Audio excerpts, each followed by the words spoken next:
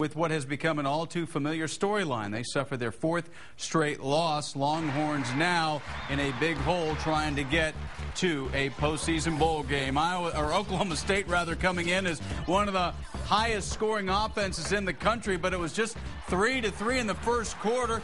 Garrett Gilbert hooks up with Mike Davis, but the thing the Texas offense cannot afford to do is turn the football over, and they did. Meantime, Longhorns take it back. Kenny Vaccaro with the interception off of Brandon Whedon. That's something they've been trying to get more of. But then Whedon going up top to Justin Blackmon. He is by far the most productive receiver in the nation. 9 catches, 145 yards on the night. It's 16-3. Longhorn defense looking for more turnovers, turning them into points. Once again, they get the ball on the ground, but once again, they cannot come up with that game-changing play. That would have put them in field goal range at worst, down 16-3. Instead, Oklahoma State still has it. Kendall Hunter, he's one of the most productive backs in the nation. 23 carries, 122 yards. Meantime, Garrett Gilbert forcing one at the end of the half. That leads to more points. 26-3 at the half. Once again, the Longhorns do not get a touchdown in the first half of a game. Last time they got a touchdown in the first half, Nebraska. Garrett Gilbert does hook up with James Kirkendall, second longest pass play of the year, 46 yards. It leads to one of 2 fourth-quarter touchdowns, but that again is an all-too-familiar theme, scoring late when the game's out of hand. And once again, another game since Tech where they do not score more than 2 touchdowns. Fans leaving. Mac Brown congratulating Mike Gundy on Oklahoma State's first win in Austin since 1944. I thought this was the best Oklahoma State team by far that we've seen. Whedon, it was unbelievable. He made some throws tonight that very few college quarterbacks can make. I felt like we executed our plan, and they had a better plan.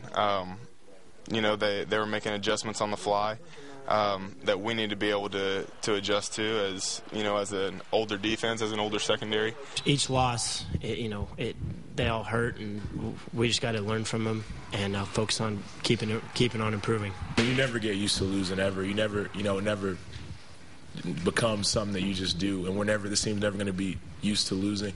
And so we're going to turn it around. You can learn from winning, you can learn from losing, but you never get used to losing. At Texas, no one ever is going to get used to losing. No, if you ever get used to quitting, you'll quit the rest of your life. They're really down. I'm the one trying to pick them up. So the Longhorns now 4-6 after a 3-0 start. Layla Rahimi with more on what lies ahead for Texas. Moments after the Longhorns walked off the field, Mac Brown issued an ultimatum to his team. I told the kids that they've got 12 days left of this season. That's all we've got guaranteed. Just 12 days if the Longhorns fail to win 2 more games to become bowl eligible. The idea struck a chord with Malcolm Williams. I've never really just not been able to extend my season. And going back from high school, I've never really just been able to not extend my season.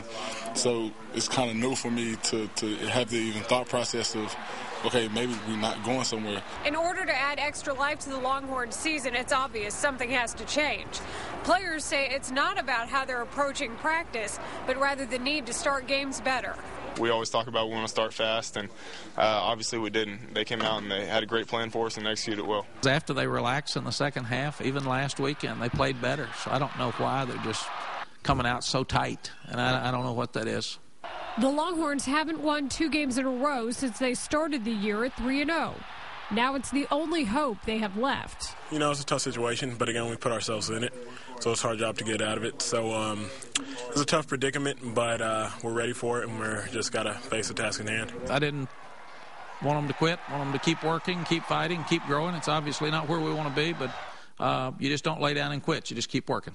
And now they're on the clock. Layla Rahimi, KXAN, Austin News. Again, needing 2 wins for bowl eligibility. Eligibility doesn't guarantee a bowl game. Next up for Texas, Florida Atlantic Owls come in on a 3-game win streak. A couple of 1-point victories over Western Kentucky yesterday, over Louisiana Lafayette. This after a 5-game losing streak. The game was originally scheduled for September, but moved to this late date to accommodate the Texas Tech date change.